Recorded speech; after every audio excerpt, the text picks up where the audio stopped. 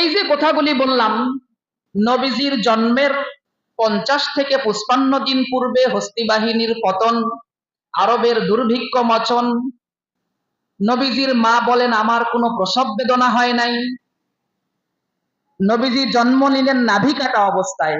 এইগুলি কথা হলো মিলাদুন নবীর কথা, নবীজির জন্মের কথা। পৃথিবীতে কোনো মানুষ মিলাদুন নবীকে পালন করতে পারবে না,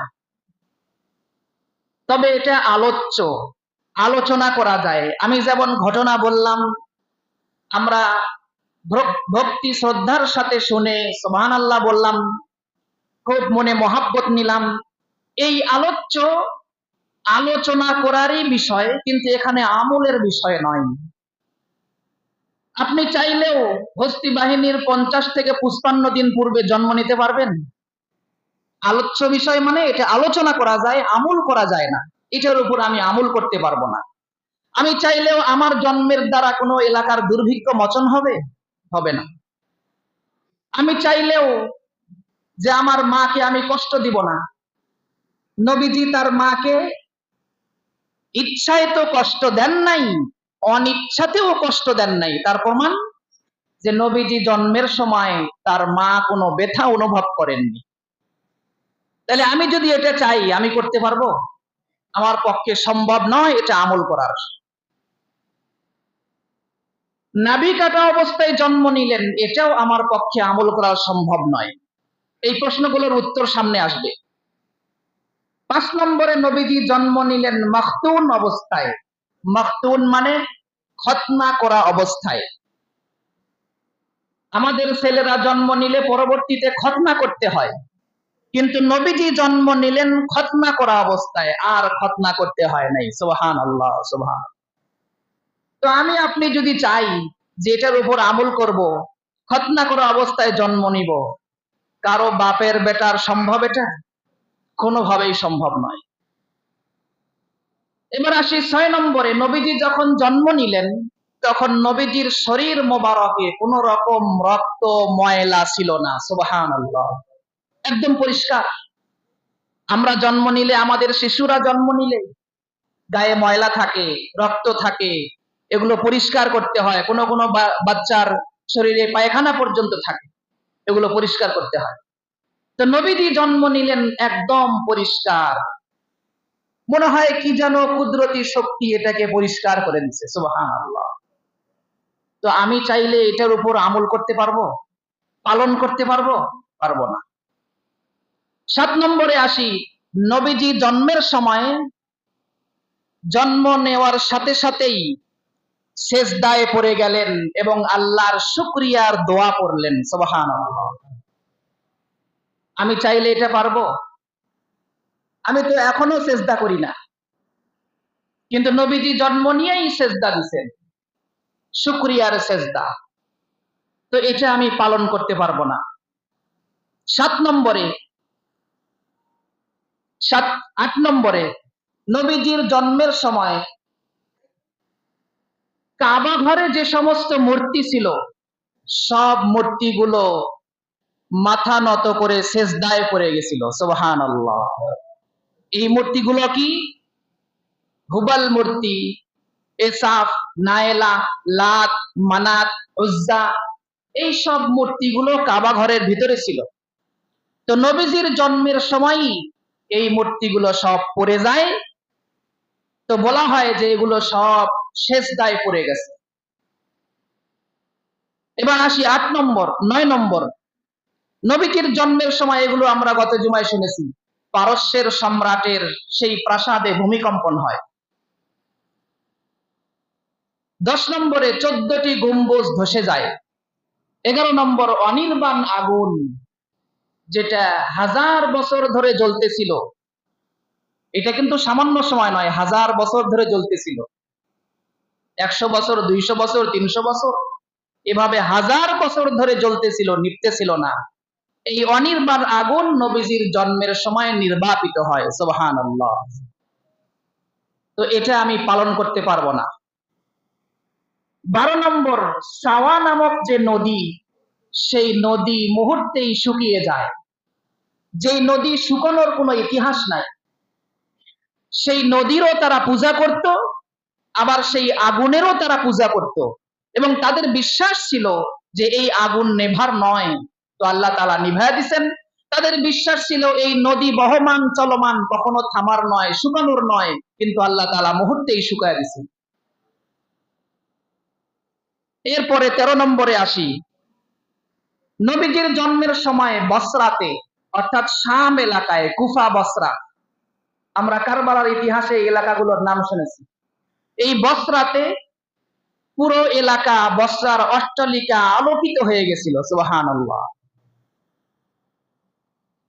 মুফাসসিরিনে কেরাম, মুহাক্কিকিনে কেরাম বলেন, বসরা আলোকিত হয়েছে মানে এটা হলো সেই ভবিষ্যৎবাণী, যেই শিশুটি আজকে জন্ম নিল, অতি সত্বর সেই শিশুর মাধ্যমেই সেই অন্ধকার এলাকায় হেদায়েতের আলো জ্বলবে। সুবহানাল্লাহ। হয়েছেও তাই। শাম, কুফা, বসরা, ইসলাম চলে আসছে, হেদায়েতের আলো জ্বলছে।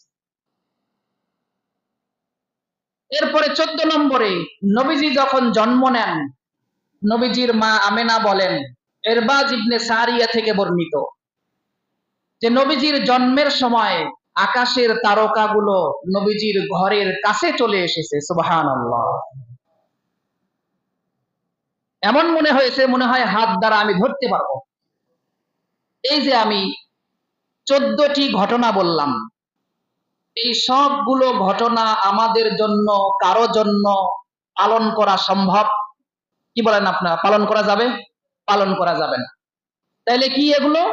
এগুলো হলো আলোচ্য বিষয়, আলোচনা করা যায়। আলোচনা করলাম নবীজির মিলাদ, নবীজির জন্ম বৃত্তান্ত, এগুলো আলোচনা করার দ্বারা সওয়াব হয়, আলোচনা করার দ্বারা ঈমান বাড়ে। তবে কি সিরাত আলোচনা করার দ্বারা সওয়াব হয় না? অবশ্যই। নবীজির সিরাত আলোচনা করার দ্বারাও সওয়াব হয়। সিরাতটা কি?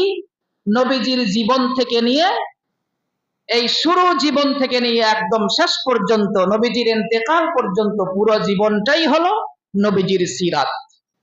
তো নবীজির মিলাদ হলো আলোচ্য, নবীজির সিরাত আলোচ্য, সাথে সাথে পালনীয় কর্তব্য।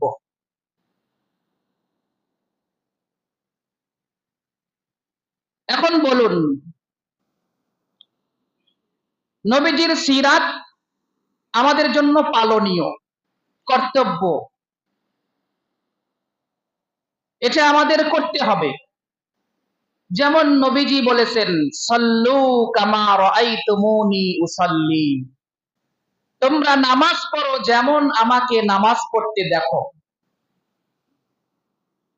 তো নবীজি নামাজ পড়েছেন জন্মের দিনে না জীবন ইতিহাসে?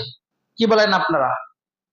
নবীজি নামাজ পড়েছেন জন্মের দিনে না জীবন ইতিহাসে? জীবন ইতিহাসে। জন্মের দিনে যেটা হয় সেটা পালনীয় নয়, সেটা আলোচ্য। তবে জীবন ইতিহাসে যেটা, সেটা কর্তব্য, পালনীয়। তো আমরা নামাজ পড়ব, তো নামাজ পড়ব কিভাবে, এটার জন্য আলোচনার প্রয়োজন, এটার জন্য পরস্পর আলোচনার প্রয়োজন। তখন আলোচনার মাধ্যমে এটা ক্লিয়ার হবে যে আমি নামাজ কিভাবে পড়ব।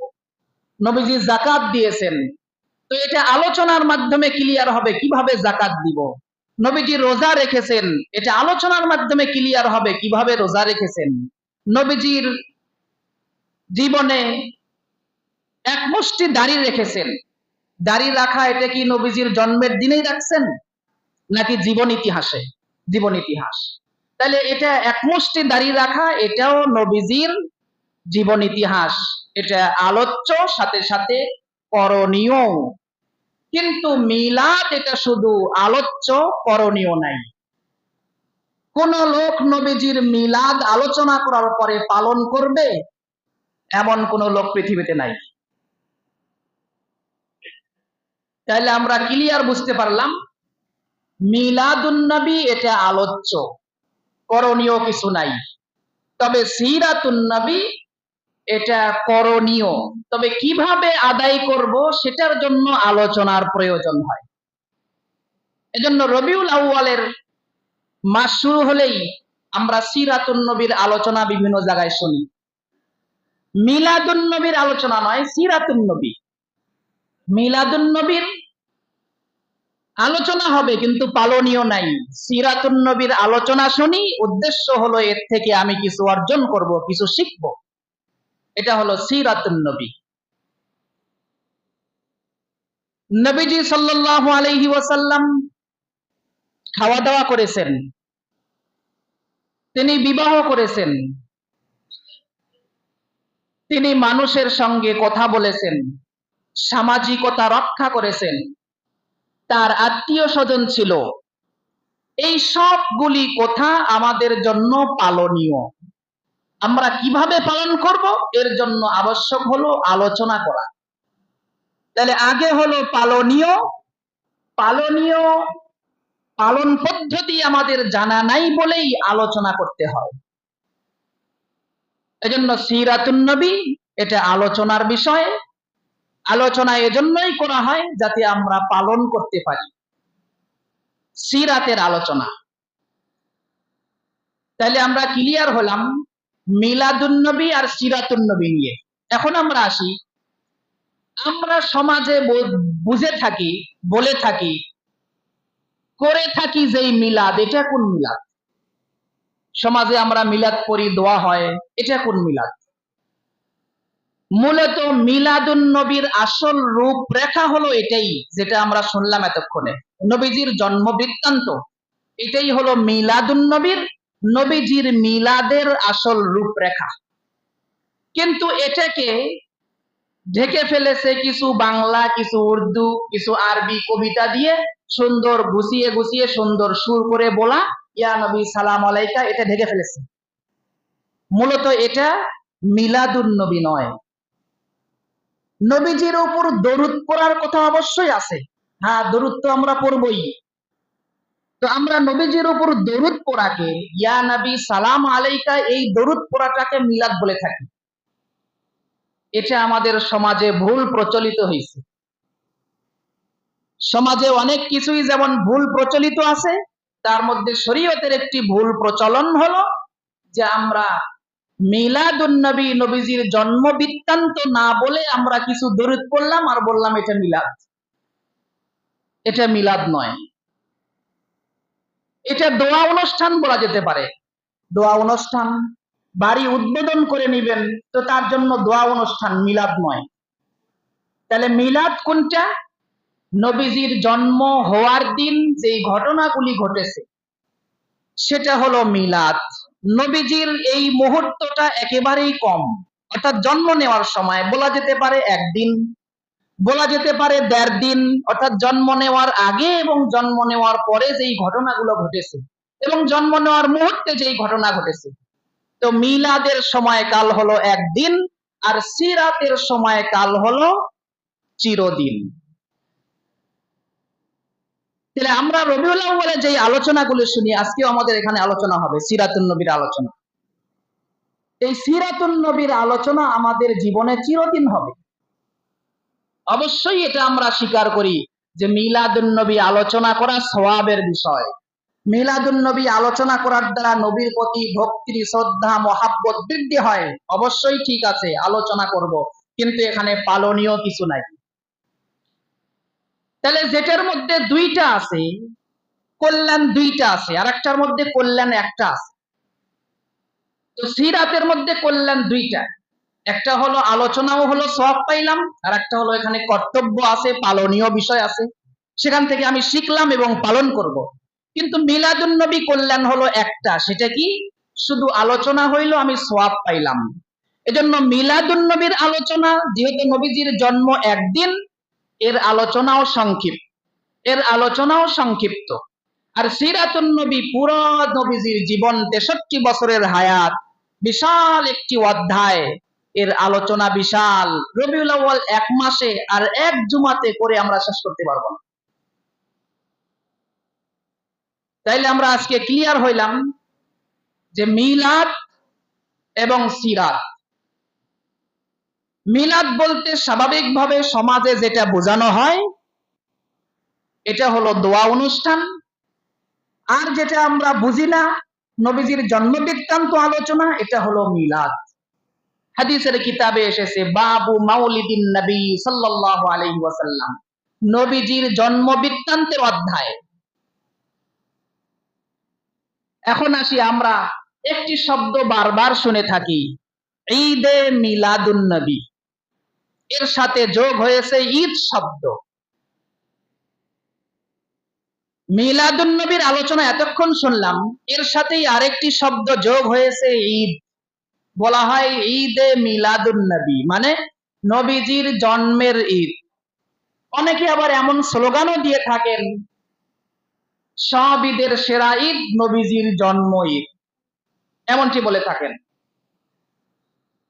অথচ ক্লিয়ার কথা হইল, ইতিহাস স্পষ্ট, নবীজির জামানা থেকে নিয়ে এ পর্যন্ত, নবীজির সময় থেকে নিয়ে এ পর্যন্ত ঈদ হলো দুইটি, ঈদুল ফিতর, ঈদুল আজহা। এটা যদি সওয়াবের কাজ হইতো, এটা যদি পুণ্যের কাজ হইতো, ভালো করে খেয়াল করি, সাহাবায়ে কেরাম সওয়াব কামানোর জন্য অনেক কিছু করেছেন, নিজের জানটাও পর্যন্ত দিয়ে দিয়েছেন। এটা যদি সওয়াবের হতো, নেকির হতো, তাহলে সাহাবায়ে কেরাম কি করতেন না? করতেন। এখন মনে করেন একটি কাজ অনেক সওয়াবের, অনেক নেকির, কিন্তু ইতিহাস দেখলাম সাহাবায়ে কেরামরা করেননি, সাহাবায়ে কেরামের পরবর্তী লোকেরা করেননি, তার পরবর্তী লোকেরা করেননি, তার পরবর্তী লোকেরা করেননি, 600 হিজরিতে এসে এটা শুরু হয়েছে। তাহলে আপনারা কি বলেন, যেটা খুব পুণ্যের কাজ, আমাদেরও করতে হবে? না। এজন্য আমাদের বুঝতে হবে, মিলাদুন নবীর নামক ঈদ যারা পালন করে, তাদের মধ্যে সিরাত বলতে কিছু নেই। না মুখে দাঁড়িয়ে আছে, না নামাজ কালাম আছে, না কোনো ইবাদত বন্দেগী আছে। তবে র্যালিটা ঠিকই আছে, র্যালি বের করছে, বিশাল র্যালি, কিন্তু নবীজির সিরাতের কিছু নেই। কপাল পরা।